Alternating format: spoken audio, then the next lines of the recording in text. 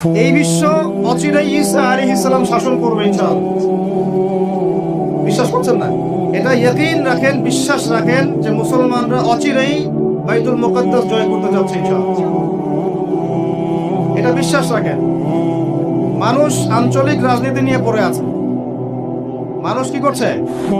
আঞ্চলিক ভূরাজনীতি নিয়ে পড়ে আছে। আর আমরা কোরআন হাদিস থেকে জানি বিশ্বের রাজনীতিতে কি হচ্ছে।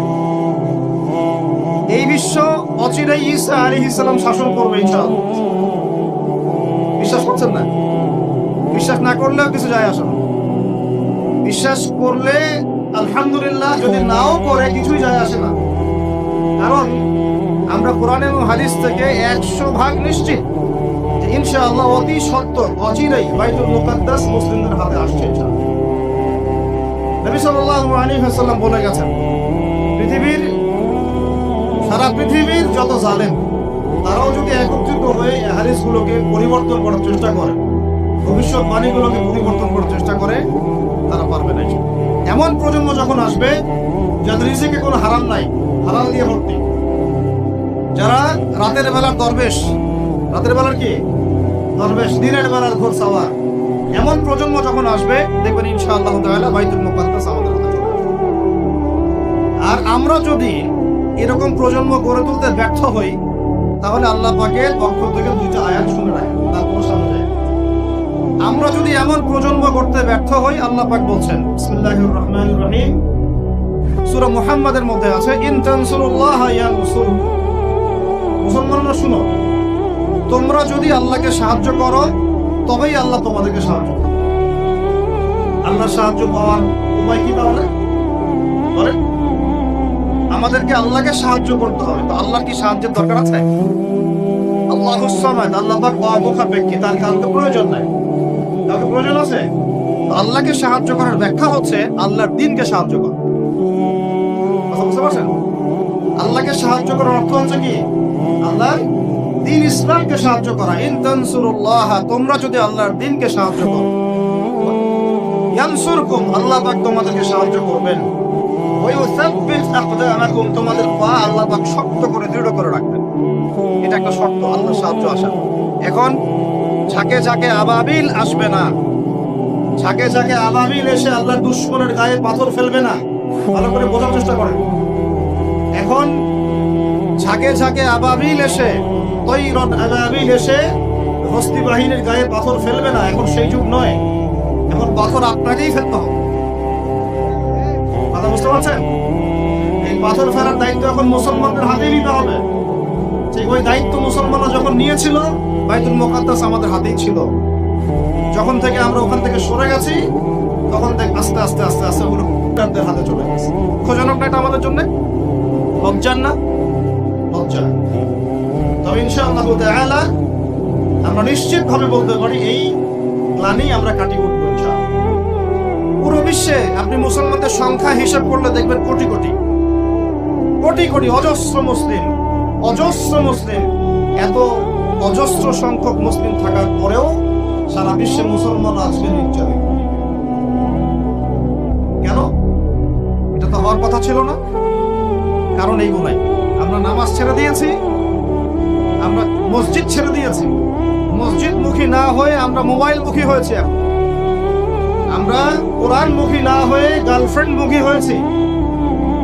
আমরা এখন হালাল রিজিক বাদ দিয়ে সুদ খাচ্ছি। আমরা এখন আল্লাহর পথে দাওয়াত এবং জিহাদের মেহনত বাদ দিয়ে পাবজি, ফ্রি ফায়ার নিয়ে পড়ে আছে। যুব সমাজ মাদক নিয়ে পড়ে আছে। আলেমদের মধ্যে একটা শ্রেণী তাদের দায়িত্ব এড়িয়ে যাচ্ছেন, আপোষে ইখতিলাফে বিভক্ত হয়ে যাচ্ছেন। উম্মাহকে আমরা টুকরা টুকরা করে ফেলছি এবং উপর থেকে আমাদেরকে সহযোগিতা করা হচ্ছে না। এই সার্বিক বিষয়গুলো যখন একত্রিত হয়েছে, তখন উম্মতের উপরে গ্লানি, লাঞ্ছনা নেমে এসেছে। আমরা চাই না এটা আমাদের উপর থাকুক, ইনশাআল্লাহ থাকবেও না। আমি বলছি কখন থাকবে না? যখন আমরা আল্লাহর দ্বীনকে সাহায্য করব। এখন একজন ভাই নামাজই পড়ে না, সে কি আল্লাহর দ্বীনকে সাহায্য করতে পারবে? একজন ভাই কোরআন তেলাওয়াতও করতে পারে না, সে কি আল্লাহর কোরআনের দাওয়াত মানুষকে দিতে পারবে? একজন ব্যক্তি সুন্নতের উপর আমল করছে না, সে কি মানুষকে সুন্নতের দিকে ডাকতে পারবে? একজন ব্যক্তি হালাল খায় না, সে কি হালাল অর্থনীতি নিয়ে কথা বলতে পারবে? একজন ব্যক্তি জানেই না, বোঝেই না ইসলামিক রাজনীতি কি জিনিস, তার দ্বারা কি আপনি একটা সুস্থ রাষ্ট্র পাবেন?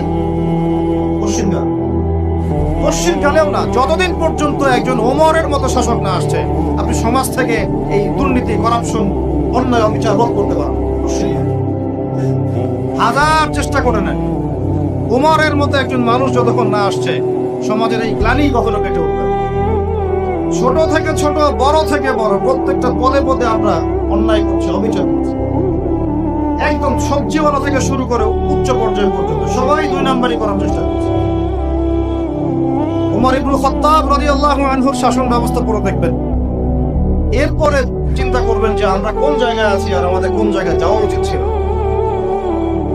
শতাব্দীর পর শতাব্দী চলে গেল, এখন পর্যন্ত আমাদের হুঁশ ফিরছে না। আর কতগুলো মুসলমানের জীবন গেলে আমাদের হুঁশ ফিরবে?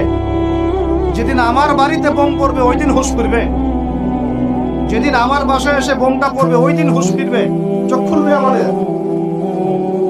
একটা একটা করে ওদের এজেন্ডা ওরা বাস্তবায়ন করেছে। ওদের বলতে কাদের বুঝাচ্ছি এটা আপনারা বুঝে নেবেন।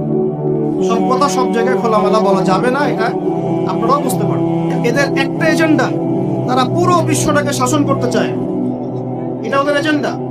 এই এজেন্ডাটাকে বাস্তবায়ন করার জন্য তারা প্রথমত মুসলমানদের মধ্যে বিভক্তি সৃষ্টি করেছে, তারপরে মুসলমানদেরকে 60-70টা রাষ্ট্রে বিভক্ত করে দিয়েছে, মুসলমানদের খেলাফত ব্যবস্থাকে ধ্বংস করে দিয়েছে, মুসলমানদের অর্থনীতির মধ্যে সুদ চালু করে দিয়েছে। এরপরে সংস্কৃতির অঙ্গনের মধ্যে শিরকের বিষ বাষ্প ঢুকিয়ে দিয়েছে। এরা মুসলমানদের সাথে এমন প্রতারণা করেছে যে মুসলমানরা ওকে যদি বন্ধুরূপে গ্রহণ করে, ওর আর শত্রুর প্রয়োজন নাই।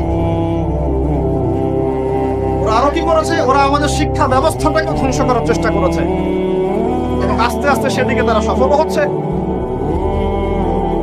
এরপরে আমাদের হুঁশ ফিরছে না।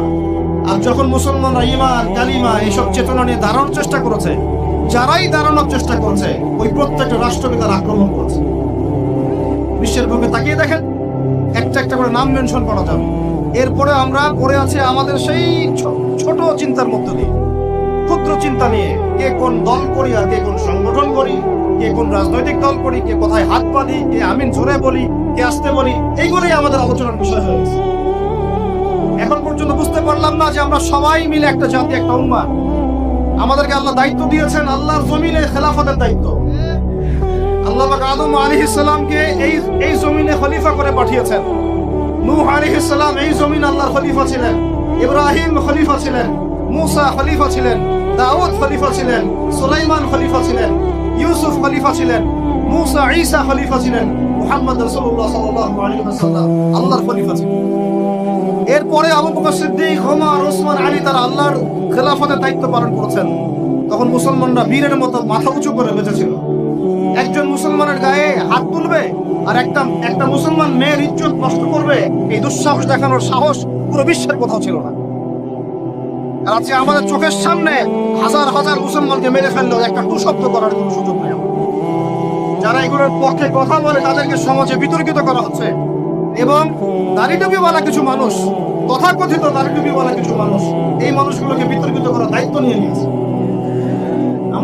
আমাদের গোপন কোনো এজেন্ডা নাই এবং আমাদের কারোর সাথে কোনো শত্রুতা নাই।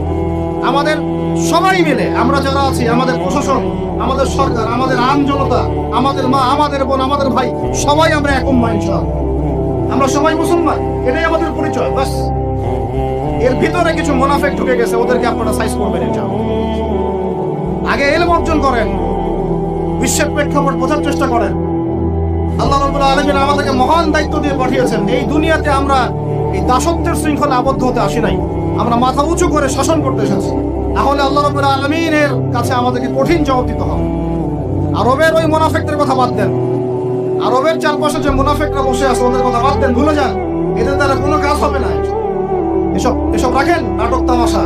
ইনশাআল্লাহ এমন প্রজন্ম আমরা তৈরি করবো ইনশাআল্লাহ, যেই প্রজন্মের প্রত্যেকটা ভাই আমাদের কোরআন তেলাওয়াত করতে পারে, প্রত্যেকটা বোন কোরআন তেলাওয়াত করতে পারে, প্রত্যেকটা ভাই নামাজি মাশাআল্লাহ, প্রত্যেকটা ছেলে হবে ইসমাইলের মতো, পিতা হবে ইব্রাহিমের মতো, মারা হবে হাজরা এবং সারার মতো। তাকবীর, ইনশাআল্লাহ জোরে বলেন ইনশাআল্লাহ।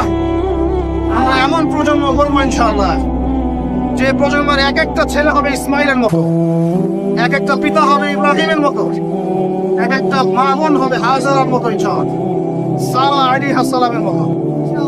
আপনি 10টা বাচ্চা না নিয়ে একটা বাচ্চা নেন, ওই একটা বাচ্চাকে আপনি খালিদের মতো বড় করেন। একটা মেয়ে আপনি মানুষ করেন আয়েশা রাদিয়াল্লাহু আনহার মতো। একটা স্ত্রী নেন, আপনি একটা স্ত্রীকে আপনি খাদিজার মতো বানান। একটা প্রজন্ম আমাদেরকে করে দেন। একজন দায়ী, একজন বক্তা, একজন আলেম, 10 জন আলেম, একটা সরকার কিচ্ছু করতে পারবে না যতক্ষণ না আপনারা পরিবর্তন হচ্ছেন। আপনাদেরকে পরিবর্তন হতে হবে। আমি এখানে জোরে গলায় কথা বলে গরম গরম বক্তব্য দিয়েও কিছু করতে পারবো না। আপনাদের সবাইকে পরিবর্তন হতে হবে, আমাদের সবাইকে পরিবর্তন হতে হবে। আজকে থেকেই 5 ওয়াক্ত নামাজি হয়ে যান, আল্লাহ তৌফিক দান করেন। কোরআন হাতে থাকবে সব সময়, যখনই সময় পাবেন কোরআন তেলাওয়াত করবেন। কোরআন আপনাকে আল্লাহর দিকে নিয়ে আসবে ইনশাআল্লাহ। সুন্নাত থাকবে চেহারা থেকে শুরু করে। দাড়ি ছেড়ে দেন, টাকটুর উপরে কাপড় উঠান। রিজিকের মধ্যে হারাম থাকলে ছেড়ে দেন, সুদ থাকলে ছেড়ে দেন, ঘুষ থাকলে বাদ দেন। যদি কারো সম্পদ অন্যায়ভাবে নিয়ে থাকেন, আজকে তওবা করে সে সম্পদ ফিরাই দিয়ে আসেন। লজ্জার কিচ্ছু নাই, গিয়ে বলবেন ভাই আমি ভুল করেছিলাম, বুঝি নাই, জানি নাই, তোমার সম্পদ অন্যায়ভাবে নিয়েছে, ভাই তুমি নিয়ে নাও। আপনার মর্যাদা আল্লাহ বাড়াই দিবে ইনশাআল্লাহ। আল্লাহ আপনাকে আসমান থেকে বেহিসাব রিজিক দিবে ইনশাআল্লাহ। জীবন পর্দা করছো না, আজকেই পর্দা হওয়া ইনশাআল্লাহ। যারা পরিবারের প্রতি শিথিল, পরিবারের প্রতি কঠোর হন, আপনার সন্তানের প্রতি কঠোর হন, ভাইয়ের প্রতি কঠোর হন। দেখেন আপনার ভাই গোপনে জেনা করছে কিনা, মেয়েটা গোপনে জেনা করছে কিনা। এই ফ্রি মিক্সিং ত্যাগ করেন, ফ্রি মিক্সিং এর সংস্কৃতি ত্যাগ করেন, মোবাইলের সেলফি সংস্কৃতি ত্যাগ করেন, শোডাউন আইওয়াশ এগুলো বন্ধ করেন। কিছু করার চেষ্টা করেন আল্লাহর জন্য। আল্লাহ পাক সবাইকে তৌফিক দান করেন। যারা আমরা মাদ্রাসায় পড়ি, আমরা যারা মাদ্রাসায় যাওয়া আসা করি, আমাদের জীবনের উদ্দেশ্য যেন এমন না হয় যে একটা ইমামতি হলেই বাস কাম খালাস। না, একটা ইমামতির জন্য আল্লাহ আপনাকে সৃষ্টি করেন। একটা বই লিখেছি বাস অনেক কিছু হয়ে গেছে, একটা মাদ্রাসা প্রতিষ্ঠা করেছি বাস অনেক কিছু করে ফেলেছি, এমন ভাবে কখনো চিন্তা করবেন না। স্বপ্ন বড় করেন, লম্বা স্বপ্ন দেখেন, দীর্ঘ স্বপ্ন দেখেন, বাইতুল মুকাদ্দাস পর্যন্ত স্বপ্ন নিয়ে যান। আল্লাহ তৌফিক দান। আর আমরা কোনো বিচ্ছিন্ন জনগোষ্ঠী না, আমরা একা একা কখনো আইন হাতে তুলে নিব না, ঠিক আছে? আমরা একটা পুরো জাতি করবো ইনশাআল্লাহ। ওই জাতিগত ভাবে আমরা এগিয়ে যাবো ইনশাআল্লাহ। আল্লাহ পাক আমাদের প্রশাসনকে হেদায়েত দেন, সরকারকে হেদায়েত দেন, আম জনগণকে হেদায়েত দেন, মা বোনদেরকে হেদায়েত দেন, যুবক ভাইদেরকে হেদায়েত দেন। আর আমাদের এক একটা বাচ্চাকে আমরা আবু উবাইদার মতো বড় করবো ইনশাআল্লাহ। আল্লাহ রাব্বুল আলামিন আমাদেরকে বলছেন ওয়াল আসর, হে মুমিনরা সময়ের কসম করে বলছি, আমি আল্লাহ সময়ের কসম করে বলছি। সময়ের কসম কি বুঝি ভাই? সময় আমাদের জীবনের সবচেয়ে ইম্পর্টেন্ট জিনিস। আল্লাহ পাক অহেতুক কোনো বিষয় শপথ করবেন না তো। আল্লাহ পাক যখন কোনো কিছুর কসম করেন, সবচেয়ে শ্রেষ্ঠ বিষয়ের কসম করেন। তাহলে আমাদের জীবনের সবচেয়ে শ্রেষ্ঠ বিষয় কি? আরো জনে বলেন। এই সময়টা আপনি একটু ঠান্ডা মাথায় বাসায় গিয়ে চিন্তা করেন। আজকে আপনার মাই ওয়াজ করে গেছে, আমি একটু চিন্তা করি, আপনার আমার হায়াত সর্বোচ্চ হয়তো 60-70 বছর, আরো হয়তো আল্লাহ বাড়াই দিলে 100 বছর। এর বেশি গড়াইও আমাদের নাই, আছে? এখন আপনার বয়স কত? কারো 20, 25, 30, 40, 50, ঠিক না বেশি? এখন আপনি বাসায় গিয়ে চিন্তা করে দেখেন, যদি আমাদের হায়াত হয় 60 বছর, আল্লাহ আমাদেরকে যেন দীর্ঘ নেক হায়াত দারাজ করে না। আমি আমাদের ভাইদেরকে, বোনদেরকে, ওলামায়ে কেরামকে, আমাদের নেতাদেরকে, সবাইকে আল্লাহ পাক দীর্ঘ নেক হায়াত দারাজ করে। এখন কথা হচ্ছে, যদি ধরে নেই যে আমাদের হায়াত 60 বছর, আপনার আমার বয়স থেকে কিন্তু 30, 40, 50 বছর অলরেডি চলে গেছে। এখন চিন্তা করবেন যে এই সময় যেটা চলে গেল, এই সময়ের মধ্যে আমি কতটুকু নামাজ পড়েছি, কতটুকু রোজা রেখেছি, যাকাত দিয়েছি, কতটুকু হজ ফরজ হয়েছে করেছি কিনা, দিনের পথে আমার অবদান কি, দিনের পথে আমার অবদান কি, আল্লাহর দিনকে যে আল্লাহ সাহায্য করতে বললেন আমি কি করেছি। এই চিন্তাটুকু বাসায় গিয়ে করেন। এর সাথে এই চিন্তাটাও করেন যে এই 30, 40, 50 বছরে আমরা গুনাহ করলাম কতগুলো, কতদিন নামাজ পড়ি নাই, কতদিন রোজা রাখি নাই, কতদিন সুদ খাইলাম, কতগুলো মেয়ের সাথে আমার সম্পর্ক ভাই, কতগুলো ছেলের সাথে আমি টাঙ্কিবাজি করি, দেবর ভাবি, এখন দেবর ভাবি, তারপর শালিদুল্লাহ ভাই, পরকিয়া কত কি চলতেছে। এখন মানুষ লিঙ্গ পর্যন্ত পরিবর্তন করে। জেনা, সুদ আর ঘুষ আর ব্যভিচার আর অশ্লীলতার সয়লাব চলতেছে আমাদের সমাজে। এই শীতকালের মৌসুম বিভিন্ন জায়গায় ধুম ধারাক্কা গান বাজতেছে, দেখেন না আপনারা? শোনেন, যখন মানুষ ধার্মিক হয় তখন সমাজটা এরকম হয়। আপনি মনে করছেন নামাজ তো আমি 5 ওয়াক্ত পড়ি, আমার তো কোনো সমস্যা নেই, রোজা তো আমি রাখি, কোনো সমস্যা নাই, সৎ কাজে আদেশ তো করতেছেন, অসৎ কাজের কোনো নিষেধ নাই, তখন সমাজটা কেমন হবে জানেন? সমাজটা হবে এমন, মসজিদে নামাজও হবে, পাশে পিকনিকের এরকম ঢোল তবলা বাজবে। কারণ সৎ কাজে আদেশ তো আপনি করছেন, অসৎ কাজে নিষেধ নাই। সমাজ পরিবর্তন হবে তখনই যখন সৎ কাজের আদেশের সাথে সাথে বলেন অসৎ কাজে নিষেধও থাকবে।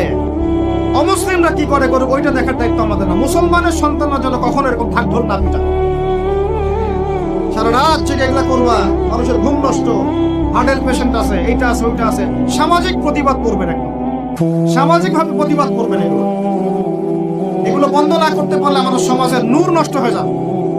এখন যে কথাটাই আসেন, এই 60-70 বছরে কত পাপ করেছে হিসাব নাই। এই পাপগুলো লিস্ট করেন, দেখেন চোখ দিয়ে পানি ঝরতে থাকবে। আমার কথা নারাজ হচ্ছেন? এই পাপগুলো লিস্ট করেন, চোখ দিয়ে পানি ঝরবে, আল্লাহ আমাদেরকে মাফ করে দেন। সবাই বলি আমিন। কত কবিরা গুনাহ হয়েছে, কত সগীরা। তবে সন্তুষ্টির কথা এটাই, যদি এটা উপলব্ধি হয় যে না ভুল হয়ে গেছে, আপনি ওযু করে আসেন, 2 রাকাত নামাজ পড়েন, আল্লাহর কাছে ইস্তিগফার করেন, বলেন আস্তাগফিরুল্লাহ আল্লাযী লা ইলাহা ইল্লা হুয়াল হাইয়ুল কাইয়্যুম ওয়া আতুবু ইলাইহি। আল্লাহ পাক এক মুহূর্তে আপনার সব পাপ তো মাফ করে দিবেনই, সব গুনাহকে নেকি দিয়ে পরিবর্তন করে দিবেন। এই বসো তোমরা, সেলফি বন্ধ করো। এই ছেলে বসেন, কথা একটা বলে বক্তব্য শুরু করলাম, আমার ফোন বের করছেন আপনারা, ফোনগুলো পকেটে রাখেন সবাই। এখন শোনেন, সময়ের কসম বলতে আল্লাহ কি বুঝিয়েছেন ভাই আমার সাথে বলেন? সময়ের গুরুত্ব, সময়ের, আরো আসতে বলেন, সময়ের, বলে আসরি মানে সময়ের কসম, মানে সময়ের গুরুত্ব। আমাদেরকে সময়কে গুরুত্ব প্রদান করতে হবে। আল্লাহ পাক তৌফিক দান করেন। আজকে বাসায় কি করব? হায়াতের হিসাব নিব, কি করেছি এত বছরে, আর কি কি পাপ করেছি, পাপগুলোর কথা মনে পড়লে তওবা করে ফিরে আসবো ইনশাআল্লাহ। তোমার তৌফিক দান করেন। আর এখন বাকি সময় যতটুকু হায়াত আমাদের বাকি আছে, আমাদের কি কর্তব্য বলেন? আমাদের কর্তব্য কি এতটুকুই যে যেভাবে জীবনচক্র করছি এইটুকুই করব, না আমাদের আরো কোনো কর্তব্য আছে? কথা কি বোঝা যায় না যায়? আমাদের কর্তব্য কি বলেন? 1 নাম্বার, আমরা নিজেরা আগে আল্লাহ পাকের কোরআন এবং নবীর সুন্নতের উপর আমল করবো ইনশাআল্লাহ, রাজি আছি? 2, আমাদের পরিবারকে এর উপরে প্রতিষ্ঠা করবো ইনশাআল্লাহ, রাজি আছি? 3, আমাদের সন্তানদেরকে কোরআন সুন্নাহ অনুযায়ী বড় করবো ইনশাআল্লাহ, রাজি আছি? 4, আমাদের অর্থনীতি হবে হালাল কোরআন সুন্নাহ ভিত্তিক, রাজি আছি? 5, আমাদের শিক্ষা হবে কোরআন সুন্নাহ ভিত্তিক, রাজি আছেন? আমাদের সামাজিক যে সিস্টেম এটা হবে কোরআন সুন্নাহ ভিত্তিক, রাজি আছেন? এর উপরে আমি গেলাম না। সমাজ পরিবর্তন হলে উপরটা এমনি পরিবর্তন হয়ে যাবে ইনশাআল্লাহ, অটোমেটিক্যালি। বলে আসরি, সময়ের কসম। আরেকটা বিষয়, সময়ের কসম বলতে আল্লাহ পাক এটাও বুঝিয়েছেন, একটু অতীতের দিকে তাকায় দেখেন। কোন দিকে? অতীতের দিকে, পাস্টের দিকে তাকান, অতীতের দিকে তাকান। যুগ যুগ ধরে একটা সুন্নতের দিকে আপনি তাকান, যে পৃথিবীর শুরু থেকে কিয়ামত পর্যন্ত আল্লাহ পাকের একটা সুন্নত আছে। আল্লাহর সুন্নত কি? আল্লাহর সুন্নত এটা, প্রত্যেক যুগে যুগে যে বা যারাই আল্লাহর বিধান মেনে চলেছে, আল্লাহ পাক তাদেরকে দুনিয়াতেও সমৃদ্ধি দিয়েছেন, পরকালে জান্নাত দিয়েছেন। আর দুনিয়াতে প্রত্যেক যুগে যুগে যে বা যারাই আল্লাহর বিধান মানে নাই, রাসূলের বিধান মানে নাই, আল্লাহ দুনিয়াতে লাঞ্ছিত করেছেন, পরকালে জাহান্নাম দিয়েছেন। পরে নাম শুনুন। আমার কথা বুঝতে পারলেন ভাই? আরো একবার রিপিট করছি, আল্লাহর সুন্নত কি? আল্লাহর সুন্নত হচ্ছে প্রত্যেক যুগে যুগে যে বা যারা এবং তার রাসূলের বিধান মেনে চলেছে, আল্লাহ দুনিয়াতেও সুখী করেছেন, পরকালেও জান্নাত দিয়েছেন। প্রত্যেক যুগে যুগে যে বা যারাই দুনিয়াতে আল্লাহ এবং তার রাসূলের বিধান মেনে চলে নাই, দুনিয়াতেও লাঞ্ছনা, পরকালেও বলেন লাঞ্ছনা। এখন একটা এক্সাম্পল দেই, নূহ আলাইহিস সালামের যুগ দেখেন, যারা আল্লাহর বিধান মেনেছে আল্লাহ নাজাত দিয়েছেন, মানে নাই ডুবিয়ে মেনেছেন। ঠিক আছে কথা? মুসার যুগ দেখেন আলাইহিস সালাম, আল্লাহর বিধান মেনেছে, বনু ইসরাইলকে নাজাত দিয়েছেন, মানে নাই ফিরআউনকে ডুবায় মেরেছে। দেখেন আপনি শুআইবের কওমকে দেখেন, শুআইব আলাইহিস সালামের কওমে মাদিয়ান আল্লাহর বিধান মেনেছে, যারা আল্লাহ পাক নাজাত দিয়েছেন মানে নাই, ভূমিকম্প দিয়ে ধ্বংস করেছে।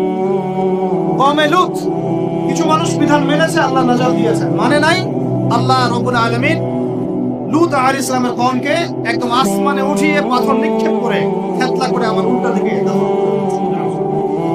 এদের পাপ ছিল সমকামী, ছিল সমকামী, যে সমকামিতা এখন ছড়িয়ে পড়ছে আপনাদের। আল্লাহ পাক আমাদেরকে হেফাজত করুন। একইভাবে নবী সাল্লাল্লাহু আলাইহি ওয়াসাল্লামের যুগ তাকান, এই যে আবু জাহেল, আবু লাহাব, উতবা, শাইবা, রাবিআ, এরা আল্লাহর বিধান মানে নাই, আল্লাহ ধ্বংস করেছেন। আবু বকর, ওমর, উসমান, আলী রাদিয়াল্লাহু আনহুম আজমাইন, তারা মেনেছেন, আল্লাহ দুনিয়াতে সমৃদ্ধি দিয়েছেন, পরকালে জান্নাত। বুঝাতে পারলাম কি ভাই? বলে আসরি মানে কি বুঝাতে পারলাম? আল্লাহ পাক এই সময়ের কসম করে বলছেন, হে মানুষ শুনো, ইন্নাল ইনসানা লাফি খুসর, সমস্ত মানুষই ক্ষতির মধ্যে আছে। বলেন নাউজুবিল্লাহ। এখানে আল্লাহ পাক একদম আম ভাবে সবাইকে বলছেন, সবাই ক্ষতির মধ্যে আছে। মানুষের ক্ষতি কয় প্রকার? আমার সাথে বলেন, মানুষের ক্ষতি দুই প্রকার। কয় প্রকার? মানুষের ক্ষতি কয় প্রকার? এক, ইহকালীন ক্ষতি, দুই, পরকালীন ক্ষতি। এক, ইহকালীন ক্ষতি, দুই, পরকালীন ক্ষতি। ইহকালীন ক্ষতি কি? ইহকালীন ক্ষতি হচ্ছে সূরাতুল রুমের এই আয়াতটা। আল্লাহ পাক বলছেন, বা'দা আউযু বিল্লাহি মিনাশ শাইতানির রাজীম, যাহারাল ফাসাদু ফিল বাররি ওয়াল বাহরি বিমা কাসাবাত আইদিন নাস।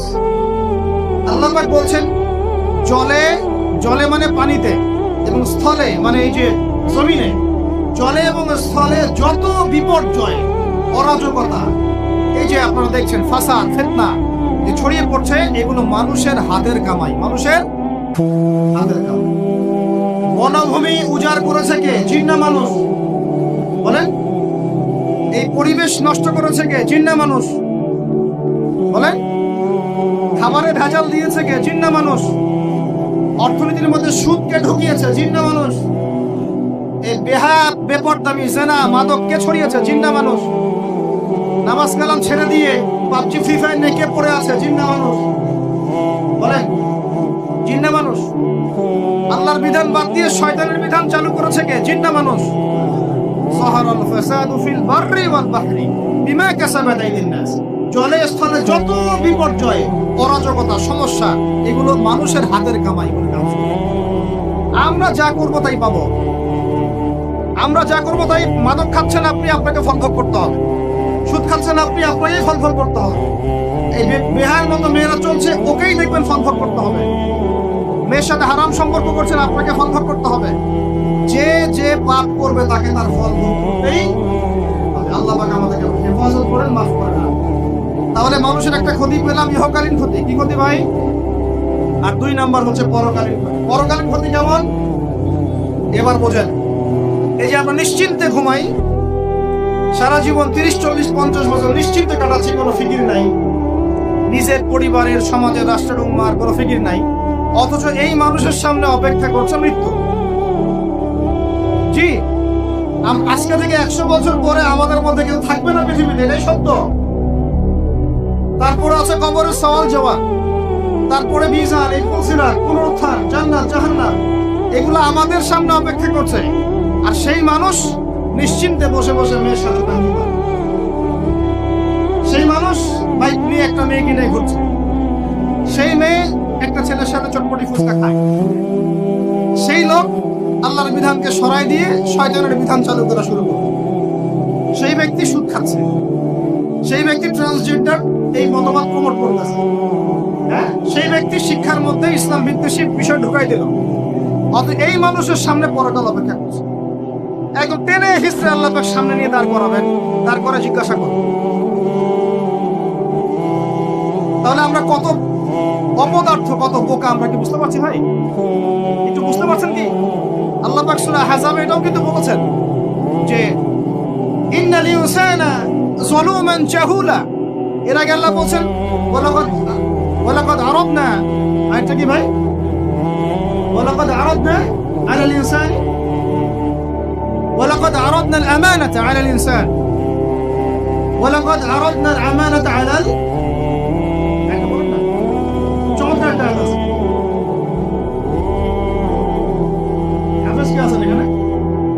ভাই? ওয়ালাকাদ আরাদনাল আমানাতা আলাস সামাওয়াতি ওয়াল আরদি ওয়াল জিবাল, এই হচ্ছে তাই না? ঠিক আছে না? ওয়ালাকাদ আরাদনাল আমানাতা আলাস সামাওয়াতি ওয়াল আরদি ওয়াল জিবাল ফাআবাইনা আন ইয়াহমিলনাহা ওয়া আশফাকনা মিনহা ফাহামালাহা আল-ইনসান। শুকরিয়া, আল্লাহ পাক মনে করাই দিয়েছে। আরেকটা যদি না বলতে পারতাম মনের মধ্যে একটা অতৃপ্তি থেকে যায়। আল্লাহুম্মা লা ইলমা লানা ইল্লা মা আল্লামতানা ইন্নাকা আনতাল আলিমুল হাকীম। আয়াতের অর্থ শুনেন, মানুষ যে জালেম জাহেল, আমরা যে অপদার্থ, আল্লাহ পাক কি বলছেন? আল্লাহ বলছেন ওয়ালাকাদ আরাদনাল আমানাতা আলাস সামাওয়াতি ওয়াল আরদি ওয়াল জিবাল, আমি ইসলামের এই আমানত, শরীয়ত, কোরআন হাদিসের এই যে আমানতটা, এটা আসমান সমূহকে দিতে চেয়েছিলাম, তোমরা কি নিবা? আমি জমিনকে দিতে চেয়েছিলাম, তোমরা নিবা? আমি পাহাড়কে দিতে চেয়েছিলাম, আমানত কি নিবা? ফাআবাইনা, তারা বলেছে না, নিতে পারবো। ওয়াশফাকনা মিনহা, তারা অক্ষমতা প্রদর্শন করেছে। ফাহামালাহা আল-ইনসান, মানুষ সেই আমানতটা কাঁধের মধ্যে বহন করেছে। আমরা সেই আমানত কি করেছি ভাই? কাঁধে বহন করেছি। আল্লাহ পাক বলেন ইন্নাল ইনসানা যালুমান জাহুলা, মানুষ কত জালেম, মানুষ কত জাহেল। আমাদের সামনে পরকালীন এই কঠিন জবাবদিহিতা অপেক্ষা করছে। এরপরে আমাদের জীবন যেমন পদ্ধতি দেখলে মনে হয় যে আমাদের মধ্যে আর গরু ছাগলের মধ্যে কোনো পার্থক্য।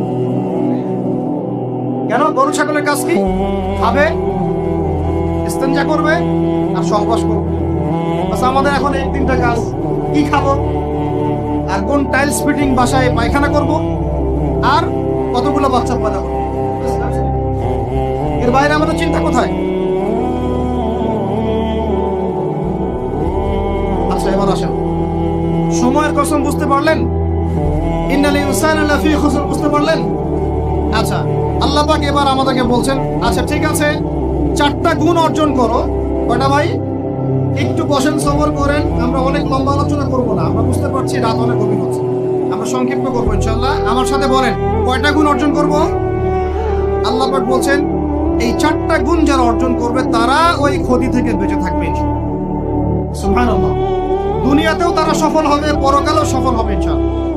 আল্লাহ বলছেন ইল্লাল্লাযীনা আমানু, তারা নয় যারা এক ঈমান এনেছে, তারা ক্ষতির মধ্যে নাই, যারা ঈমান এনেছে। 2 ওয়া আমিলুস সলিহাত, সৎ আমল সম্পাদন করেছে। কি আমল?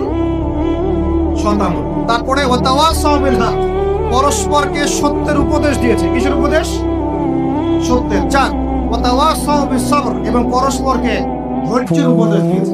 কয়টা বললাম বলেন তো ভাই? আমার সাথে বলেন। 1 নাম্বার কি? যারা, আপনারা কি হাসি তামাশা করতে আসছেন এখানে? এটা ক্লাসের মতো মনে করেন, এটা একটা ক্লাসের মতো মনে করেন। ট্রেডিশনাল ওয়াজ মাহফিল বাদ দেন, ওই সুর গল্প কিচ্ছা কাহিনী বন্ধ করেন, কিছু শিখেন। 4টা গুণাবলী অর্জন করলে ক্ষতি থেকে বাঁচতে পারবো, অন্যথায় কোনো সুযোগ নাই।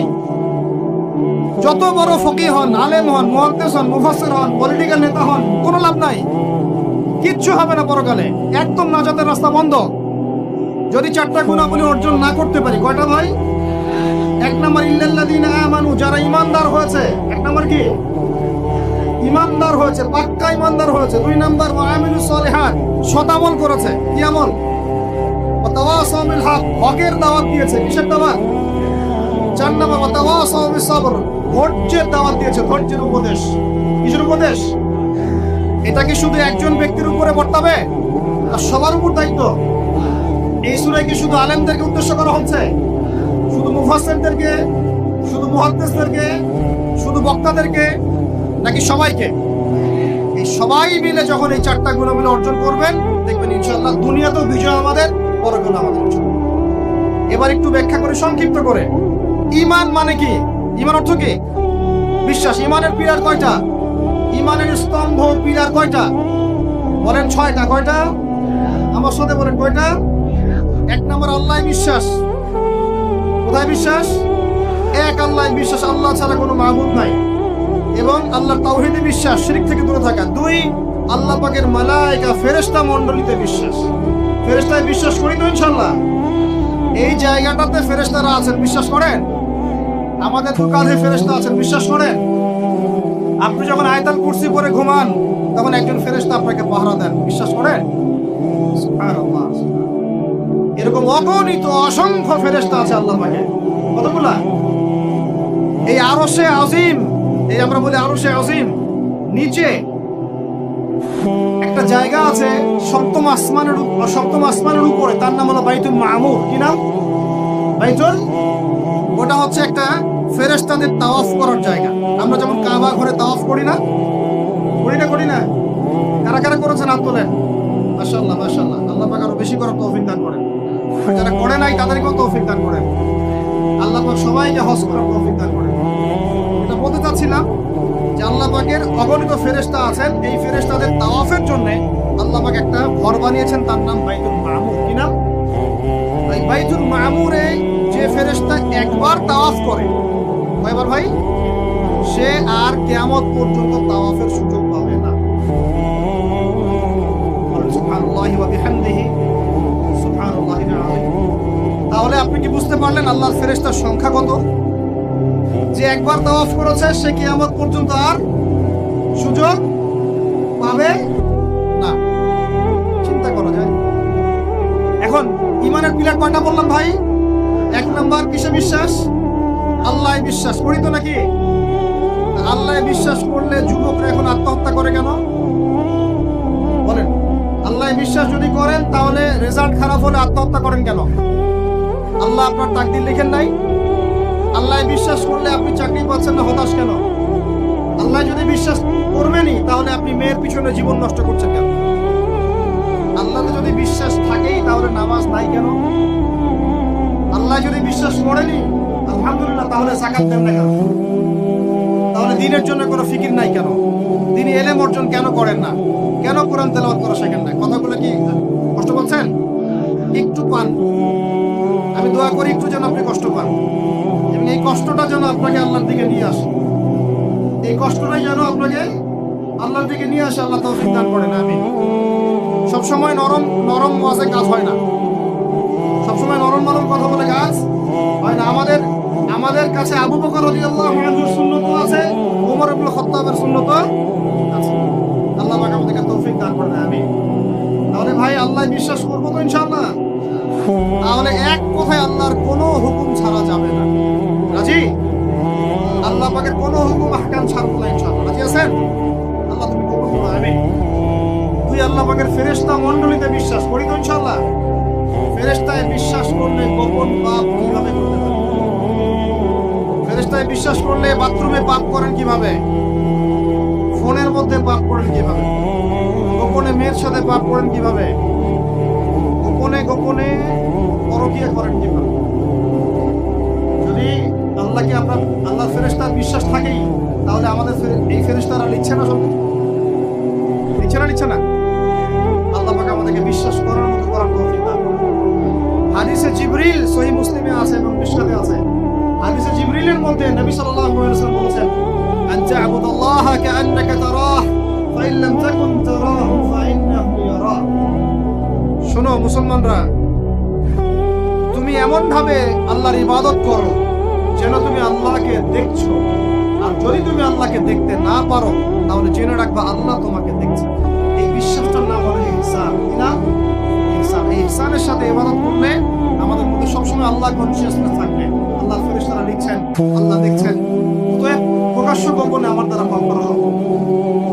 এরপরে পাপ হতে পারে কিনা? হতে পারে না? পারে না? যদি পাপ হয়ে যায় কি করবেন? হতাশ হয়ে যাবেন না। যতবার পাপ হবে 2 রাকাত নামাজ, যতবার পাপ হবে ওযু করে 2 রাকাত নামাজ, ইনশাআল্লাহ আল্লাহ পাক পাপ মাফ করে দিবেন। তাই বলে আল্লাহ পাকের এই দয়ার সুযোগ নিয়ে পাপ করতেই থাকবেন, দয়ার সুযোগ নিয়ে পাপ করতেই থাকবেন এমনটা নয়। আল্লাহ পাক যেমন গফুর রহিম, আল্লাহ পাক তেমনি শাদীদুল ইকাব। আল্লাহ পাক যেমন রহমান রহিম, পরম করুণাময় অসীম দয়ালু, আল্লাহ পাক তেমনি কঠিন শাস্তি দাতাও। ঠিক আছে? 2 নম্বর পিলার মালায়েকায় বিশ্বাস। 3 নম্বর ওয়া কুতুবিহি, আল্লাহ পাকের সমস্ত আসমানি কিতাবে বিশ্বাস করব। রাজি আছেন ইনশাআল্লাহ? তাহলে কোরআন পড়া শিখব তো ইনশাআল্লাহ। তেলাওয়াত, আরবি ভাষা, আরবি ব্যাকরণ, তাফসীর এতটুকু শিখতে হবে। আল্লাহ পাক তৌফিক দান করুন। ওয়া রুসুলিহি, আল্লাহ পাকের সমস্ত রাসূলে বিশ্বাস করব তো ইনশাআল্লাহ? আমরা কি শুধু নবী মুহাম্মদকে বিশ্বাস করি সাল্লাল্লাহু আলাইহি ওয়াসাল্লাম, না সমস্ত রাসূলকে বিশ্বাস করি? বলেন, কনসেপ্ট ক্লিয়ার করে। আচ্ছা, আরেকটা কথা, আমাদের নবীজির পরে কি আরো নবী আসতে পারে? অনেক মানুষে বলছে যে গোলাম আহমেদ কাদিয়ানী নবী। বাংলাদেশে যে এগুলোর সংখ্যা দিন দিন বাড়ছে, তা আমাদের কোনো ভূমিকা নাই কেন? আমাদের কি মনে হয় যে আল্লাহ পাক আমাদেরকে ধরবে না? শোনেন, যাদের প্রত্যক্ষ মদতে আর পৃষ্ঠপোষকতায় বাংলার মাটিতে এগুলো ছড়াচ্ছে, আল্লাহ পাক এক একজন জালেমের কঠিন হিসাব দিবেন। আর আমরা তো অজ্ঞ হলাম কিভাবে? ঈসাই মুসলিম আবার কি? মুসলমানদের মধ্যে কোনো ঈসাই মুসলিম বলে কোনো শব্দ নাই। আমাদের কালিমা স্পষ্ট, লা ইলাহা ইল্লাল্লাহ, আল্লাহ ছাড়া কোনো মাবুদ নাই, মুহাম্মাদুর রাসূলুল্লাহ, মুহাম্মদ সাল্লাল্লাহু আলাইহি ওয়াসাল্লাম আল্লাহ পাকের সর্বশেষ নবী। তারপর লা নবিয়্যা বা'দা, তারপরে কোনো নবী আসবে না। হ্যাঁ, ঈসা ইবনে মারইয়াম আসবেন। তিনি আসবেন কখন? দাজ্জালকে হত্যা করার জন্য। নবী হিসেবে নন, তিনি আসবেন কি হিসেবে? উম্মাহ হিসেবে। আল্লাহ রাব্বুল আলামিন আমাদের একদম আকীদা পরিষ্কার করে রাখেন। আর এই ধরনের দাওয়াত যদি দিতে কেউ আসে, একটা চল লাগাই দিবেন। তারপর কি হবে দেখা যাবে। একদম কষে থাপ্পড় লাগাই দিবেন। মুহাম্মদ সাল্লাল্লাহু আলাইহি ওয়াসাল্লামের উম্মত হয়ে থাকলে এদেরকে একদম সুযোগ দিবেন না। আমার নবী পরেও নবী আসবে এমন মতবাদ প্রচার করতেছে না। ওলামায়ে কেরাম বাংলা জমিনে থাকতে এটা কখনো সম্ভব হবে না ইনশাআল্লাহ। এদের যত পণ্য আছে, এগুলো একটা পণ্য ব্যবহার করবেন না কখনো। লিস্ট করে দেখবেন কোন কোন পণ্য এদের। আমি এগুলো বলতে চাচ্ছি না পাবলিকলি। সচেতন হন। ঈমান কোন দিক দিয়ে বের হয়ে চলে গেল, আল্লাহ পাক আমাদেরকে মাফ করেন। নবীজি এই যুগের কথাই বলছিলেন না সম্ভবত, যে ইউসবিহু রাজুলু মুমিনান ওয়া ইউমসি কাফিরান। একজন ব্যক্তি সকাল করবে মুমিন অবস্থায়, সন্ধ্যা হবে কাফের অবস্থায়। আস্তাগফিরুল্লাহ। ওয়া ইউমসি মুমিনান ওয়া ইউসবিহু কাফিরান। সন্ধ্যা করবে মুমিন অবস্থায়, সকাল হতে হতে কাফের হবে। ইয়াবিউ রাজুলু দীনাহু লিআরদিদ দুনিয়া। দুনিয়ার সামান্য স্বার্থে মানুষ তার দিনকে বিক্রি করে দিবে। বাংলার গ্রামে গ্রামে এখন এই যে খ্রিস্টান মিশনারিদের তৎপরতা দেখা যাচ্ছে। মানুষকে, মুসলমানদেরকে খ্রিস্টান বানানো হচ্ছে টাকার প্রলোভন দিয়ে, চিকিৎসা সেবার প্রলোভন দিয়ে। আপনারা কি দেখেও না দেখার ভান করছেন? শুনেও না শোনার ভান করছেন? যাদের প্রত্যক্ষ মদত এগুলো হচ্ছে, আল্লাহ পাকের কাছে জবাব দেওয়ার জন্য প্রস্তুত হয়ে যান আপনারা। দুনিয়াতে হয়তো কিছু হবে না, কেউ কিছু করতে পারবে না, কিন্তু কাল কিয়ামতে কে ছাড়ে আপনাকে তাই দেখে নিব। বিশ্বাস করেন, ওমর রাদিয়াল্লাহু আনহু বলছেন, যে কোরআন হাতে নিয়ে বলছি আমি, ওমর ইবনে খাত্তাব রাদিয়াল্লাহু আনহু একদিন তার উটের ময়লা পরিষ্কার করছেন। যখন তিনি অর্ধেক বিশ্বের খলিফা উটের ময়লা পরিষ্কার করছেন, আলী ইবনে আবি তালেব এসে বলছেন, ইয়া আমিরুল মুমিনিন, আপনি আপনার পরবর্তী খলিফাদের উপরে কত কঠিন বোঝা চাপাই দিচ্ছেন। এত কিছু করার পরে নিজে উটের ময়লা পরিষ্কার করছেন, আমাদের জন্য এত কঠিন করে দিলেন খেলাফত ভাই। তখন ওমর ইবনে খাত্তাব বলছেন, এই কথা না শুনে তিনি বলছেন যে আমাকে উচ্চ প্রশংসায় ভাসিও না, ইয়া আবুল হাসান। আবুল হাসান হচ্ছে আলী রাদিয়াল্লাহু আনহু। হে আলী, আমাকে উচ্চ প্রশংসায় ভাসিও না। আমি ভয় করি ইরাক তো তখন মুসলমানদের আওতায় আছে, ইরাকের ফোরাত নদীর কিনারায় যদি কোনো ছাগলের বাচ্চাও না খেয়ে মারা যায়, আমি ওমর ভয় করি কাল কিয়ামতের মাঠে আল্লাহ আমাকে এই জন্য জবাবদিহি করবে। কি বুঝলেন? ওই যুগ আর এই যুগ লা ইস্তামিআন, এটা কখনো একসাথে মিলবে না। এগুলা জাদুঘরে চলে গেছে এখন। তিনি বলছেন, ওমর রাদিয়াল্লাহু আনহু যিনি জান্নাতের সার্টিফিকেট প্রাপ্ত মানুষ, যার জান্নাতের ঘর আল্লাহ রাসূল দেখে এসেছেন, তিনি বলছেন যে আমি ভয় করি ইরাকের ফোরাত নদীর কিনারায় কোনো মেষপালক বা ছাগলের বাচ্চা, মেষ শাবক, তারাও যদি না খেয়ে পানির পিপাসায় মারা যায়, আমি ওমর ভয় করি কাল কিয়ামতের মাঠে আল্লাহ আমাকে জবাব দিবেন। আর কিছু বলতে হবে আপনাদেরকে? বাস, যার মধ্যে নফসের মধ্যে নূর আছে, তার জন্য উপদেশ যথেষ্ট। তুমি উপদেশ দাও, তুমি শুধু উপদেশ দাতা। লাস্তা আলাইহিম বিমুসাইতির, তুমি কারো প্রতি দারোগা নও। ফাযাক্কিরিন নাফাআতি যিকরা, যদি উপদেশ কাজে আসে উপদেশ দিয়ে যাও। সায়াযাক্কারু মান ইয়াখশা, যে আল্লাহকে ভয় করে সে ইনশাআল্লাহ অতি শীঘ্রই লাইনে চলে আসবে আল্লাহকে ভয় করে। বাস আমাদের কাছে এতটুকু, এর বেশি আমাদের কোনো দায়িত্ব নাই। এখন শোনেন, যে কথা বলতে এতদূর চলে আসলাম, মুহাম্মদ সাল্লাল্লাহু আলাইহি ওয়াসাল্লামের পরে আর কোন নবী আছে? আকীদা স্পষ্ট থাকবে তো ইনশাআল্লাহ। এবার আসেন, ওয়া কুতুবিহি বলতে আমরা সমস্ত কিতাবে বিশ্বাস করি, ওয়া রুসুলিহি বলতে আমরা সমস্ত আম্বিয়া কেরামে বিশ্বাস করি। ওয়াল ইয়াউমিল আখির, 5 নাম্বারটা কি ভাই? ওয়াল ইয়াউমিল আখিরাতের জীবনে আমরা বিশ্বাস করি। আখিরাতে যদি বিশ্বাস করি তাহলে আমাদের দ্বারা দুনিয়াকে সর্বোচ্চ অগ্রাধিকার দেওয়া সম্ভব না। আমরা দুনিয়ায় চলবো আখিরাতের স্বার্থে। কিসের স্বার্থে? দুনিয়া চলবো কিসের স্বার্থে ভাই? আল্লাহ তৌফিক দান করেন, আমিন। আমাদের চলার মূল মন্ত্র একটাই, কোন কাজ আমাদেরকে আখিরাতে বেনিফিটেড করবে, উপকার দিবে, ওই কাজে আমি আসি। যেই কাজ আমাকে পরকালে কোনো ফায়দা দেয় না, ওই কাজে আমি নেই। কথা ক্লিয়ার? যেই কাজ আমাকে আখিরাতে কি দিবে, ফায়দা দিবে, সেই কাজে আমি আসি। যেই কাজ ফায়দা দিবে না, সেই কাজে কি? তো এখন গার্লফ্রেন্ড ফায়দা দিবে? সুদ ফায়দা দিবে? বলেন। অন্যের সম্পদ আত্মসাৎ করা ফায়দা দিবে? জুলুম করতে ফায়দা দিবে? বুঝবেন, আল্লাহ পাক বোঝার তৌফিক দান করেন, আমিন। 6 নম্বরটা হচ্ছে ওয়ান তুমিনা বিল কদরি খাইরি ওয়া শাররি, তাকদীর বা ভালো মন্দের এই ফয়সালার প্রতি, আল্লাহর পক্ষ থেকে ফয়সালার প্রতি তুমি বিশ্বাস করবে। এই 6টা হলো পিলার। 6 নম্বর পিলারটা কি ভাই? তাকদীর বা ভাগ্যে বিশ্বাস করা, করি কিনা? এইখানে আপনাদের সাথে আমার কথা। তাকদীর বা ভাগ্যে বিশ্বাস করলে রিজিক নিয়ে এত পেরেশান হওয়ার কিছু না। তাকদীর ভাগ্যে বিশ্বাস করলে এই যে ছোটখাটো বিপদ আমার বালা মুসিবত আসতেছে আমাদের জীবনে, আসতে আছে না, এগুলোতে বিচলিত হওয়ার কিছু নাই, কিছু নাই। আমার তাকদীরে যা লেখা হয়েছে আল্লাহ পাক ছাড়া এটা কেউ বদলাতে পারবে না।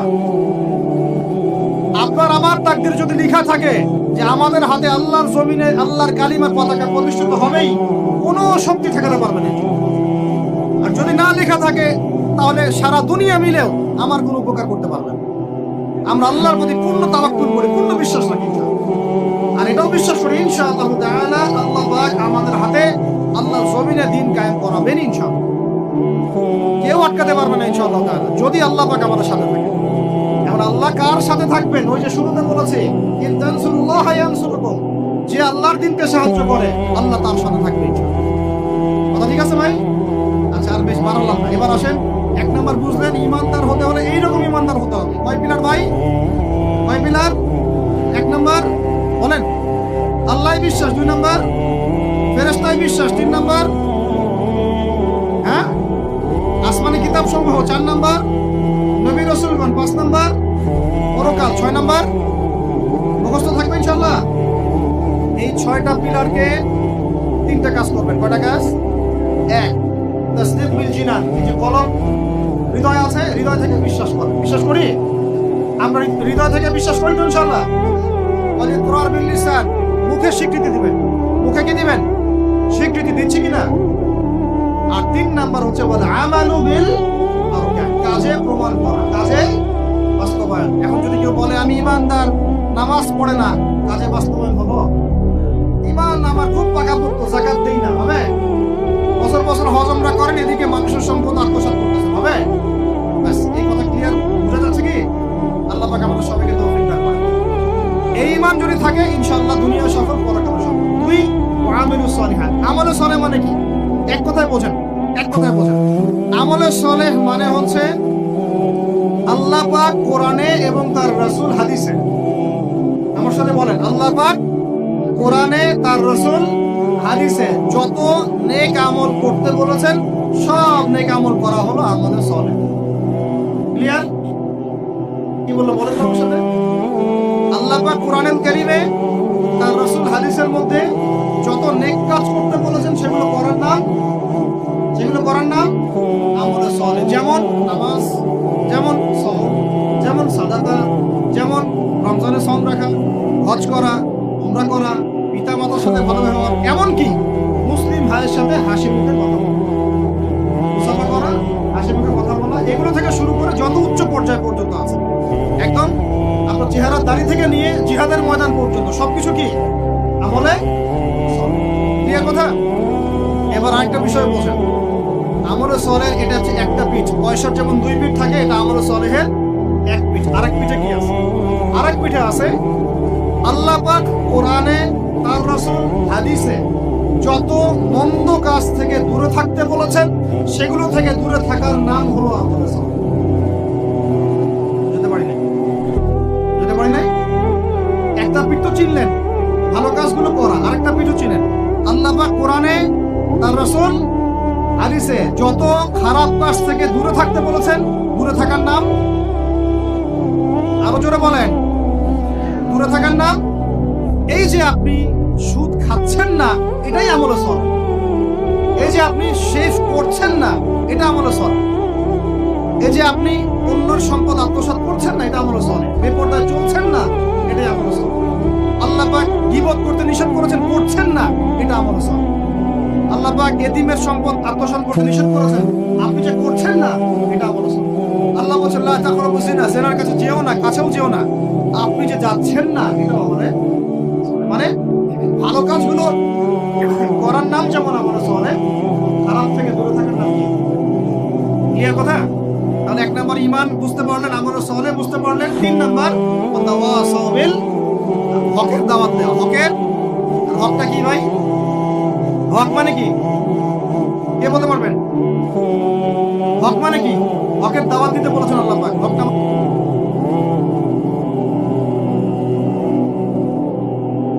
আমার হাতে কি? এটা জুমার রাত চলতেছে না, কালকে জুমার দিন। জুমার দিন একটা সূরা পড়তে হয়, সূরাটার নাম কি? জোরে বলেন। সূরা কাহাফ জুমার দিনে তেলাওয়াত করলে এক জুমা থেকে আরেক জুমা পর্যন্ত আপনার এই যে হায়াত, এটা ঈমানের নূর দিয়ে আল্লাহ করবে। আর এই সূরা কাহাফ আপনাকে দাজ্জাল থেকে বাঁচাবে। কার থেকে বাঁচাবে? সূরা কাহাফের সাথে আল্লাহ রাসূল দাজ্জালকে সম্পৃক্ত করেছেন। সূরা কাহাফ ছাড়া অন্য কোনো সূরার কথা বলা হয়নি। সূরা কাহাফ আপনাকে দাজ্জাল থেকে বাঁচাবে ইনশাআল্লাহ। এই সূরার মধ্যেই আছে হকের সংজ্ঞা। কিসের সংজ্ঞা? এই সূরার মধ্যে 29 নম্বর আয়াতে আপনি পাবেন আল্লাহ রাব্বুল আলামিন বলছেন ওয়া কুলিল হাক্কু মির রাব্বিকুম, ওয়া কুলিল হাক্কু মির রাব্বিকুম ফামান শাআ ফালইউমিন ওয়া মান শাআ ফালইয়াকফুর। হে মুমিন মুসলমান শোনো, হক সত্য সেটাই যা তোমার রবের পক্ষ থেকে নাযিল হয়েছে। হকের সংজ্ঞা বুঝতে পারলাম? হক বা সত্য সেটাই যা তোমার রবের পক্ষ থেকে নাযিল হয়। এখন আমাকে বলেন আল্লাহর পক্ষ থেকে কি নাযিল হয়েছে? বলেন। আচ্ছা, যখন তাওরাত নাযিল হয়েছিল ওটা কি হক ছিল না বাতিল ছিল? হক ছিল। জাবুর হক ছিল। তারপর ইনজিল, সর্বশেষ যে কোরআন নাযিল হলো, এটা কি হলো তাহলে? এখন কোরআনের ব্যাখ্যায় হাদিস আছে না নাই? হাদিস আছে না নাই? নাকি শুধু কোরআন মানলেই হবে, হাদিস মানার দরকার নাই? এরকম তো দল আছে আমাদের দেশে, আছে না? খবরদার এসব এই ফিতনায় পা দিবেন না। ওয়া ইয়ানতিকু আনিল হাওয়া, আল্লাহ বলেন আল্লাহর নবী নিজের মন গড়া কোনো কথা বলতেন না। ইন হুয়া ইল্লা ওয়াহয়ু ইউহা, তিনি শুধু সেই কথাই বলতেন যা তার কাছে ওহী করা হয়েছে। হাদিসের কথাগুলো এগুলো আল্লাহর পক্ষ থেকে আসা, নবী সাল্লাল্লাহু আলাইহি ওয়াসাল্লাম তার জবানে বলেছেন। এখন এই কোরআন এবং হাদিস হলো হকের মানদণ্ড। তাহলে কোরআন হাদিসের সাথে যা মিলবে তা আমি নিব, যা মিলবে না তা নিব। আবার বলি, কোরআন হাদিসের সাথে যা মিলবে তা আমি নিব, যা মিলবে না তা আমি নিব না। বাস, যা মিলবে তাই নিবেন। যার কথাই কোরআন সুন্নাহর সাথে মিলবে আপনি নিবেন, মিলছে না নিবেন। আমার কোনো কথা যদি দেখেন কোরআন সুন্নাহর সাথে মেলে নাই, ওটা দেওয়ালে ছুঁড়ে ফেলে দিবেন। হতেই পারে মানুষের সব কথাই যে একদম 100% পারফেক্ট হবে, নট নেসেসারি, ভুল হতে পারে। যদি দেখা যায় কোরআন সুন্নাহর সাথে মেলে নাই, ছুঁড়ে ফেলে দিবেন। যেটা মিলেছে অবশ্যই নিতে হবে। এখন হকের মানদণ্ড কি পেলাম? বলেন, হকের মানদণ্ড কি? কোরআন এবং এই হকের দাওয়াত আল্লাহ পাক দিতে বলছে। এই হকের দাওয়াত দেওয়ার দায়িত্ব কি শুধু একা আমার? একা এই যে ওলামায়ে কেরামের, নাকি আমাদের সবার? দাওয়াতের মেহনত আপনি করবেন অবশ্যই, কিন্তু ইখতিলাফি মাসআলা, ফিকহি মাসআলা, গভীর যে বিষয়গুলো, এগুলো নিয়ে আপনি কথা বলবেন। যেমন নামাজের দাওয়াত আপনি দিতে পারেন কি না? নিজে নামাজ পড়েন, একটা বন্ধুকে নামাজের দাওয়াত দিতে পারেন। নিজে রোজা রাখেন, মানুষকে রোজার দাওয়াত দেন। নিজে পর্দা করেন, আরেক বন্ধুকে পর্দার দাওয়াত দেন। কিন্তু আপনি ফিকহি ইখতিলাফি মাসআলার পার্থক্য বুঝেন, অনেক গভীর, এগুলো নিয়ে সমাজে ফাসাদ সৃষ্টি করবেন। ফিকহি মাসআলার হাত বাঁধার, আমিনের, রফুল ইয়াদাইন, জোরে আমিন, আস্তে আমিন, তারাবি, এটা ওইটা অনেক যে ব্যাপারগুলো আছে, এগুলো ফিকহি ইখতিলাফি মাসআলা, যেগুলোর গভীর জ্ঞান অর্জন না করা পর্যন্ত কেউ ইজতিহাদ করতে পারে না। এই জন্য ওলামায়ে কেরামের কাছে আমরা যাই, ওলামায়ে কেরাম যেটা ফতোয়া দেন সেটা আমরা ওলামায়ে কেরামের সোহবত থেকে দিন শিখব। কথা ঠিক আছে ভাই? একা একা দিন শিখবেন না, ওলামায়ে কেরামের সাথে পরামর্শ করে সোহবত থেকে দিন শিখবেন। আর হকপন্থী ওলামায়ে কেরাম আর বাতিলপন্থী ওলামায়ে কেরাম কারা, এটা তো স্পষ্ট হয়ে যাচ্ছে। মুহাক্কিক আলেমদের সাথে পরামর্শ করে দিন পালন করবেন, আল্লাহ তৌফিক দান করবেন। তাহলে হক বলতে বোঝাচ্ছি কোরআন এবং হাদিস। আল্লাহ পাক কোরআন হাদিসের এই হকের দাওয়াতটা সবাইকে দেওয়ার তৌফিক দান। দাওয়াতটাকে দিব শুধু সৎ কাজে আদেশ করব নাকি অসৎ কাজে নিষেধ করব? বলেন। আচ্ছা, এইটা মূলনীতি দাওয়াতের। শোনেন, এই কথাটা ভালো করে শোনেন। আল্লাহর নবী সাল্লাল্লাহু আলাইহি ওয়াসাল্লামের চেয়ে ভদ্র কোনো মানুষ ছিল? আসবে? আসছিল কখনো? নম্র, সভ্য, ভদ্র কোনো মানুষ পৃথিবীতে কখনো আসছে তার চাইতে? আসবে? এখন আমাকে বলেন তো, তাহলে তাকে মাইর খেতে হলো কেন? ভদ্র মানুষ, নম্র মানুষ, মানুষের ভালো চান, এতিমের পাশে দাঁড়ান, বিধবার পাশে দাঁড়ান, কোনোদিন কাউকে একটা গায়ে টাচ করেন না, কটু কথা বলেন নাই, কখনো মিথ্যা কথা বলেন নাই। আল আমিন, এই মানুষটাকে মানুষ 15 বার হত্যা করার চেষ্টা করছে। কতবার? 15 বার আল্লাহর নবীকে হত্যা করার চেষ্টা করছে। তাই তার দাঁত মানুষ মেরে ভেঙে দিয়েছে, তার পা মচকে দিয়েছে, তারপরে তার মাথার মধ্যে আঘাত করেছে, কড়া ঢুকে গেছে উহুদের যুদ্ধের দিন।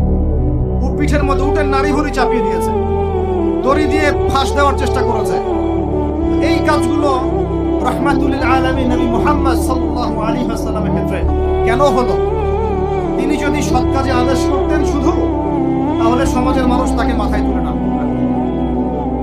যখন থেকে তিনি সৎ কাজে আদেশের সাথে অন্যায়ের নিষেধগুলো করা শুরু করেছেন, তখন থেকেই সমাজের অন্যায়কারীরা তার শত্রু হয়ে গেছে। কথা কি বোঝা যায় না? যায় না? আল্লাহ পাক আয়াত নাযিল করলেন, কুল ইয়া আইয়ুহাল কাফিরুন, বলো হে কাফির, লা আ'বুদু মা তা'বুদুন, তোমরা যার ইবাদত করো আমি তার ইবাদত করি না। ওয়ালা আনতুম আ'বিদুনা মা আ'বুদু ওয়ালা আনা আ'বিদু মা আ'বাদতুম ওয়ালা আনতুম আ'বিদুনা মা আ'বুদু লাকুম দীনুকুম ওয়ালিয়া, তোমাদের দিন তোমাদের, আমার দিন আমার। এখন আমরা কি করছি জানেন? সমাজে আমরা সত্য, মিথ্যা, হক, বাতিল, নোংরা, পরিষ্কার সব একসাথে করার চেষ্টা করছি। এটা হবে না কখনো। সত্য, মিথ্যা, ন্যায়, অন্যায় আলাদা হয়ে যাবে ইনশাআল্লাহ, হক বাতিল পার্থক্য হয়ে যাবে ইনশাআল্লাহ। এটাই ইসলাম। অতএব সৎ কাজে আদেশের সাথে সাথে অসৎ কাজে নিষেধও থাকতে হবে। আল্লাহ পাক তৌফিক দান করেন, আমিন। এটা হলো হকের দাওয়াত। 3, 4 ওয়াতাওয়াসাউ বিস-সাবর, ধৈর্যের উপদেশ। এখন আমাকে উত্তর দেন দেখি, হকের সাথে ধৈর্যের সম্পর্ক কি? বলেন, কে বলতে পারবেন?